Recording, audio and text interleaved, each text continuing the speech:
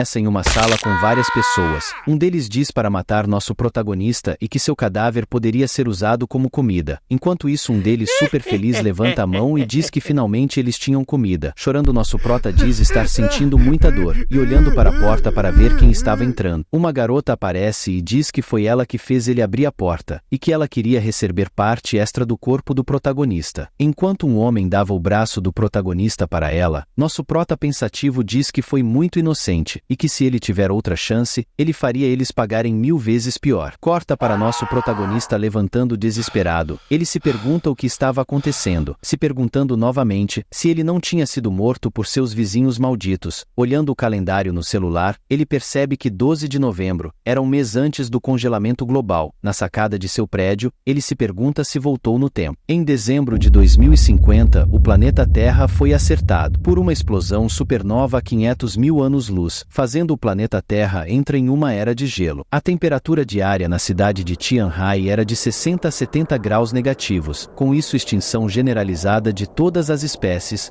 incluindo os humanos. Corta para nosso prota irritado dizendo que antes dele morrer ele conseguiu muita comida pois ele era supervisor do armazém de um supermercado, mas no final, ele foi roubado e cortado em pedaços para seus vizinhos terem mais comida, e andando ele diz que sua prioridade agora seria garantir sua segurança e juntar suprimentos o suficiente para ele sobreviver durante o apocalipse, e poder se vingar. Pensativo ele diz precisar de comida, entretenimento, armas e melhorar as defesas do apartamento para que não quebrem as paredes ou portas. Em seguida acontece alguma coisa, e com a mão no rosto, ele diz que sentiu algo entrando em seus olhos. Após ele abrir os olhos, ele se pergunta se aquilo era algum tipo de habilidade espacial, e diz que com aquilo ele poderia guardar uma quantidade massiva de recursos, e que se ele aproveitar a oportunidade, ele poderia acumular os recursos do armazém do mercado, e com isso ele não precisaria se preocupar de passar fome. Enquanto ele estava na cidade, ele diz estar com a barriga roncando, e que o apocalipse seria daqui a um mês, então ele precisaria aproveitar e comer coisas gostosas. Em um restaurante ele pede um prato de cada item do menu. O garçom, sem entender, se pergunta quanto tempo esse riquinho ficou sem comer. Super feliz em seus pensamentos, ele diz que no apocalipse muitas pessoas se ajoelhariam e implorariam para comer a comida do tipo que ele estava comendo. Saindo do restaurante, um homem diz que em uma única compra o cliente excedeu o valor de 50.000 e entrega o cartão VIP do restaurante. Enquanto isso, duas garotas olham. Uma delas diz que o King estava com sorte pois um garoto que sempre correu atrás dela era de uma família rica. E o King pensativa se pergunta se ele estava fingindo ser pobre, e que agora que ela sabia, ela fingiria que reencontrou ele e então ela tentaria descobrir alguma coisa. Então o King diz para nosso prota que era uma coincidência, e pergunta se ele iria para algum lugar. Com o rosto sério, nosso prota pensativo diz que ela estava fingindo ser uma pessoa virgem e pura, mas ela não passava de uma vagabunda que enganou ele para comer sua carne. Em seguida, sorrindo, ele diz que estava indo fazer compras. Pensativo, ele diz que não deixaria ela morrer tão facilmente, e que como ele precisaria de coletar muitos recursos, ele usaria elas para carregarem. E o King disse que isso era coincidência, pois elas também estavam planejando comprar algumas coisas. E sua amiga diz que elas poderiam ajudar ele a carregar as compras. Enquanto isso, cortando para o shopping. E o King pergunta o motivo dele estar comprando tantas coisas, e perguntando novamente se ele iria fazer alguma festa e que não contou para elas. Sua amiga diz que era muita coisa mesmo e pergunta se ele estava pretendendo acampar, e diz que ela pensava que crianças ricas comessem outro tipo de coisa. Nosso prota diz que pode ser estranho, mas e se acontecer um apocalipse, ao menos ele teria bastante comida para estocar. E o King rindo diz que já que ele não quer contar, elas estavam ajudando muito, então não era para ele esquecer de pagar o jantar. Nosso prota diz que ultimamente seu tempo tá corrido, e que quando ele estiver livre pagaria o jantar para elas. Amiga de Yu King diz que antigamente nosso prota não comprava essas coisas e que sempre ele bancava o pobretão, e quem diria que ele tinha tanto dinheiro e só não gostava de gastar. Yu King diz que Kaining estava cansada, e que não era para levar a sério o que ela estava dizendo. Rindo, Kaining diz que não pensou antes de falar e que não era para ele ficar bravo.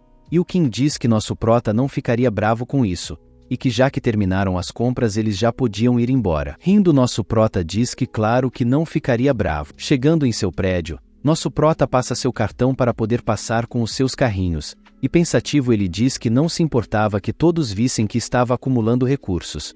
O importante era sobreviver ao apocalipse gélido e vingar-se das pessoas que o mataram na vida passada. Uma velha olha e se pergunta se nosso prota iria comprar tudo que estava na promoção. Em seguida ela diz que as meninas conseguiram uma boa promoção.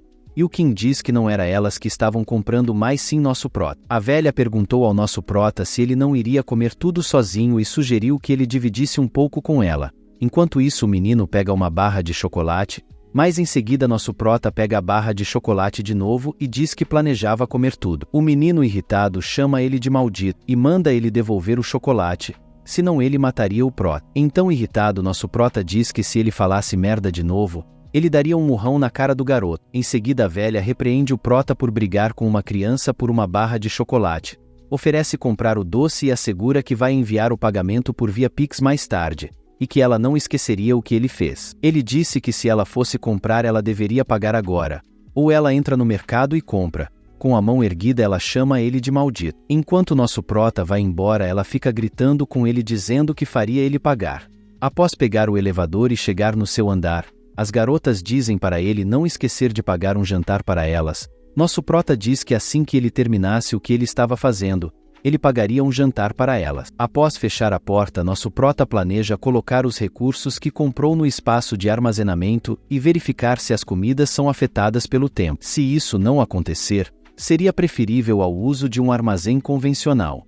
Ele também menciona a possibilidade de obter medicamentos através de uma fonte confiável. O prota planeja colocar uma lareira em seu apartamento e fortalecer seu apartamento, transformando-o em uma fortaleza intransponível. E ele reflete sobre a fácil aquisição de armas como pé de cabra, faca, machado, bestas e arcos, mas questiona como obter armas de fogo. Com um mês para se preparar, ele planeja vender tudo o que possui para tentar comprar as armas necessárias. Cortando para o dia seguinte, nosso prota remove carne, peixe e vegetais de seu armazém, e constata que os vegetais e carnes não se alteraram em seu espaço de armazenamento. Embora não consiga manter peixes vivos lá, fica feliz em observar que eles não estragam.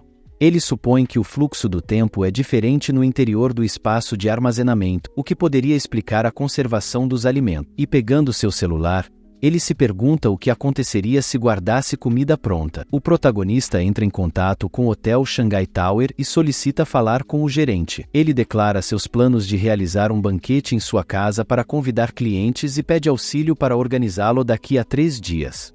O gerente do hotel informa ao prota que a organização de um banquete para 500 pessoas custará pelo menos 1 milhão. Ele também esclarece que é necessário um depósito de 200 mil para iniciar a preparação. Sem hesitar, o protagonista concorda e pede os detalhes do Pix para transferir o dinheiro. Após desligar seu celular, ele pega um caderno e diz que, mesmo que o dinheiro se torne inútil em um mês, ele ainda precisa dele para fazer algumas compras. Cortando para outra cena, o valor que nosso prota tem na conta, e de 6 milhões de ienes. O prota diz que, após hipotecar a casa deixada pelos seus pais e utilizar todas as suas economias, percebe que o dinheiro ainda é insuficiente.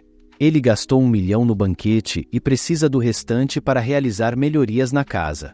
No entanto, considerando que ainda precisa comprar muitos remédios e armas, ele teme que o dinheiro que possui não seja suficiente. Portanto, ele está considerando maneiras de conseguir mais dinheiro. Em seguida, alguém chama nosso protagonista. O protagonista pergunta quem é o rapaz, e ele começa perguntando se o protagonista não precisa de dinheiro. O cara explica sobre algumas regras e lhe pergunta por que não faz com a companhia dele. O protagonista diz que precisa de milhões e duvida se eles fazem isso com menos regras. Dessa forma, ele conclui em pensamentos que são, na verdade, agiotas. A conversa continua, e o protagonista diz que precisa de 5 milhões e que em 3 meses consegue pagar. O desconhecido diz que isso é fácil, já que eles são uma companhia, e pede para ir até o escritório dele para conversar melhor. Ao chegar ao escritório, ele apresenta o protagonista para o gerente. Assim, ele se vira e pergunta ao Jung, o protagonista, de quanto precisa e o tempo que quer para pagar. O desconhecido explica de quanto o protagonista precisa, e Jung diz que poderá pagar mesmo que as taxas sejam altas. Logo, o gerente diz que, com as taxas, ficará em 7 milhões, e que assim que assinar o contrato, o valor irá rápido para a conta. O protagonista então agradece a ele. Enquanto ele se prepara para assinar o contrato, o gerente diz que precisa de algo como garantia que seja maior que o empréstimo. O protagonista então diz que a casa dele vale mais que 5 milhões e também tem uma Mercedes de 300 mil. Porém, o gerente confronta o protagonista e diz que a casa dele vale no máximo 4 milhões e que não conseguiria quitar. O protagonista, em desespero, diz que o gerente precisa ajudá-lo e que precisa urgentemente de 4 milhões e meio na hora. O gerente, então, relaxado na cadeira, diz que não é um negócio vantajoso para eles. O protagonista, então, bate na mesa e diz que se fizerem os 4 milhões,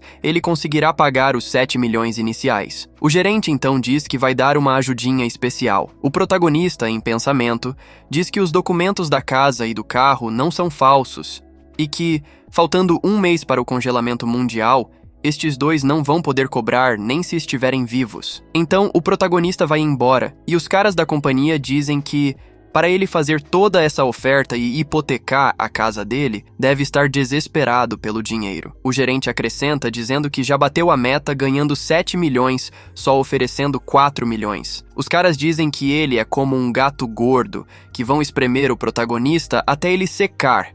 E dizem que é para ligar para a agência do exterior para mandar o dinheiro. O protagonista, em seu carro, diz que eles são muito idiotas em emprestar um valor que nunca verão de volta. Então ele olha o celular com o valor do Pix recebido e diz que agora tem dinheiro para melhorar a segurança da casa, com um saldo total de 9 milhões. Passado o tempo, na companhia de segurança Dragão de Batalha, o protagonista, em seus pensamentos, diz que a companhia é uma das maiores de segurança da China e que são responsáveis pela segurança de inúmeros políticos e homens de negócios. Assim, ele diz que, na vida passada dele, ouviu que eles construíram um sistema de segurança de primeira, só por 1 milhão, para o filho de um magnata, e que se manter a segurança, durará por muitos anos. Segundos depois, chega um homem chamado Wai Yan e se apresenta ao protagonista, perguntando também o que pode fazer por ele. Zhang, apertando a mão do homem, diz que precisa que eles construam um sistema de segurança de nível mais alto para o apartamento dele, que possa resistir ao fim do mundo. O rapaz diz que a companhia deles é muito boa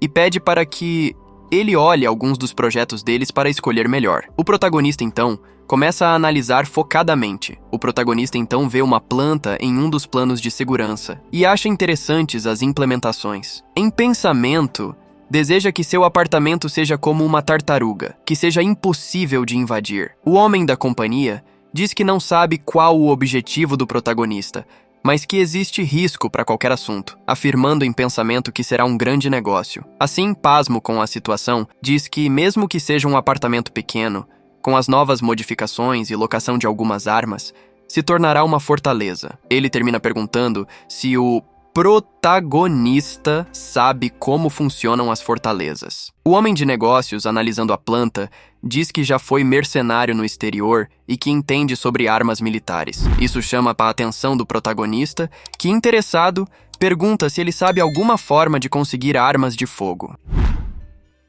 A conversa continua, e o homem da companhia diz ao protagonista que, de acordo com a lei, ter esse tipo de coisa em casa não é bom, e pergunta se encontrou alguém perigoso. Zhang então responde que é algo parecido, que o sujeito tem armas e ofendeu pessoas importantes. O protagonista, então, decide jogar uma isca e fala para o homem que o projeto custa 8 milhões para já não ter problemas futuros. E pergunta se com esse preço as armas não serão um problema para conseguir. Segundos depois, o homem diz que vão terminar o projeto da casa do protagonista em 15 dias e avisar caso consigam alguma arma. Zhang agradece e diz que estará esperando pelas notícias. O protagonista, então, em sua cabeça, diz que no momento precisa fazer uma visita ao clube de caça, já que é um lugar que vai ajudar a conseguir armas brancas. Tempo depois, no clube de caça, após uma conversa longa em que os funcionários questionam se ele vai realmente caçar para obter tantos equipamentos de uma só vez, o protagonista, ao lado de seu carro, diz para não se preocuparem, já que vai chamar alguns amigos para irem com ele e assim poderão mostrar suas habilidades de caça. O protagonista, em seu carro com os armamentos, diz que ainda bem que tem uma licença para caçar.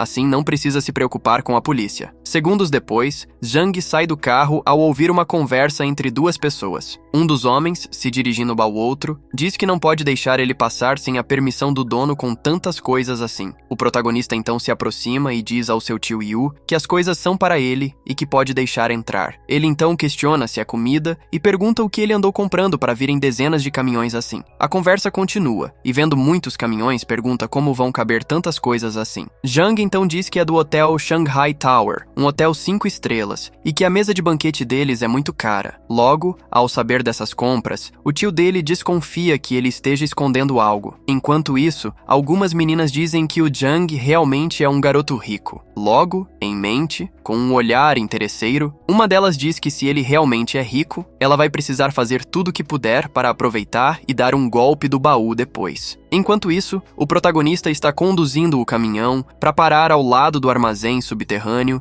e poder descarregar lá. Logo depois, o protagonista percebe a garota interesseira e, em pensamento, a xinga e diz que se essa safada acha que vai conseguir alguma coisa está enganada, já que ele vai fazê-la sofrer muito antes de matá-la. Logo depois, abrindo a porta, Zhang recebe a mensagem de uma pessoa dizendo que toda a comida já foi descarregada. Zhang agradece e diz que vai olhar e conferir. O protagonista então vai olhar e percebe a quantidade de caixas que tem e fica pasmo. Assim, em pensamento, enquanto manda para outra dimensão, diz que vai mandar para o espaço de armazenamento todas as comidas prontas e quentinhas, mais os ingredientes que mandarem. Termina dizendo que vai ter sempre comida para desfrutar e poderá remover do espaço de armazenamento sempre que precisar pelo resto da vida. No dia seguinte, em seu apartamento, então preparando as coisas. Enquanto isso, do lado de fora, duas pessoas conversam sobre Zhang sair do mercado com tanta comida e que ele é doido em comprar tudo isso para desperdiçar, já que vai tudo vencer. Terminam dizendo que Zhang está parecendo mais que está se preparando para o fim do mundo. Zhang então, em seu celular, visualiza a mensagem da companhia de segurança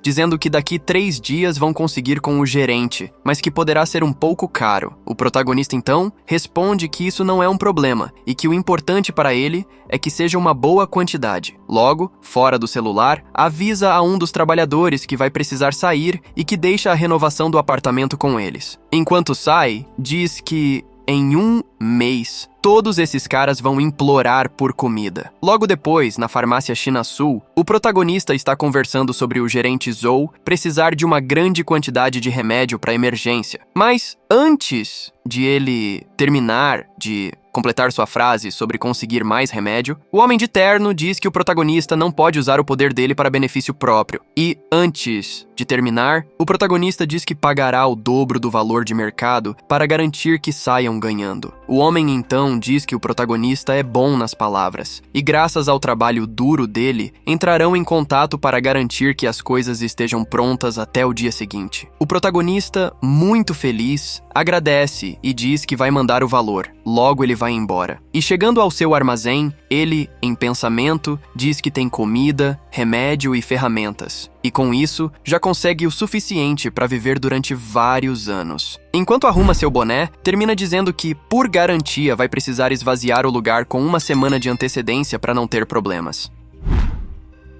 O protagonista está à espreita, escutando a conversa entre o homem e a menina chamada Yu Ting. O rapaz pergunta se ela estará livre no fim de semana, mas ela diz que tem um encontro marcado para esse dia. Então, o homem percebe o protagonista e o chama de sem vergonha, dizendo que sabe que ele faz mulheres carregarem suas coisas. Ele menciona que Yu foi trabalhar gemendo de dor nas costas e manda o protagonista carregar suas próprias coisas. Porém, a menina diz que está tudo bem e não há nada de errado com seu corpo. O protagonista, em pensamento, suspeita que tenha sido ela quem disse isso. Ela então explica ao cara que apenas não pode carregar coisas pesadas e que machucou-se carregando algumas. O cara fica irritado e aponta o dedo na cara do protagonista, dizendo para levar Yu Ting para ver um médico. Em sua defesa, o protagonista diz que foi ela quem se ofereceu para ajudar. Ele encara o homem profundamente e pergunta quem é ele, para dizer ao que ele deve fazer. O protagonista então sai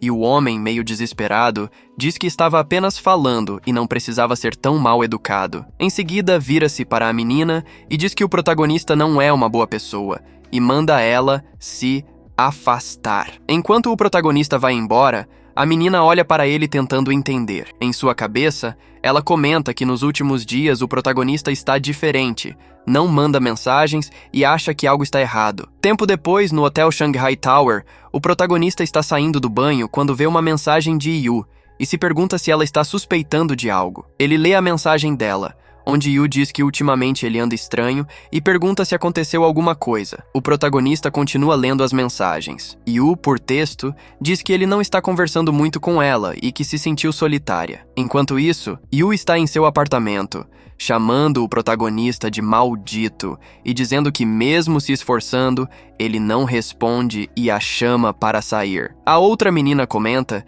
que ultimamente ele está realmente muito estranho. Ela afirma que não sabe porque ele comprou tudo aquilo, e parece que ele está com medo que acabe a comida. Yu então pergunta para Ning se ela realmente acredita que aconteceu alguma coisa para o protagonista começar a estocar tanta comida. Ning ri e pergunta se Yu ficou louca, dizendo que foi apenas uma fake news do protagonista e que se algo fosse acontecer, estaria passando na televisão alertando todo mundo. Ela então começa a fazer massagem em Yu, enquanto diz para ela ficar tranquila e que se começarem a estocar, vão tirar sarro delas. Uma semana depois, o protagonista está satisfeito olhando para sua arma que chegou. Foi um pouco caro, mas ele fica tranquilo por ser confiável e saber que está seguro agora. A campainha toca. É o entregador que pede para o protagonista assinar. Enquanto o protagonista assina, em pensamento, ele comenta que agora tem os remédios necessários para sobreviver. Ele aproveita a presença do entregador e pergunta se pode levar algumas coisas a mais. O rapaz se disponibiliza e pergunta onde ele vive, enquanto o protagonista olha uma mensagem sobre o projeto de sua casa, que terminou. O protagonista diz então que está indo para casa e chega em 1 hora. Em sua casa, o protagonista, em pensamento, comenta que realmente a companhia de segurança é digna de ser a melhor, considerando a rapidez e qualidade do serviço. O homem explica que colocou tudo conforme ele pediu e começa a detalhar como as coisas funcionam e o que colocaram. Ele acrescenta que as janelas são à prova de balas e explosões, mais resistentes que a própria proteção de metal envolvendo a casa. Além disso, garantiram a segurança com um total de 300 câmeras por todo o edifício, permitindo que ele vigie todos os andares por todos os ângulos.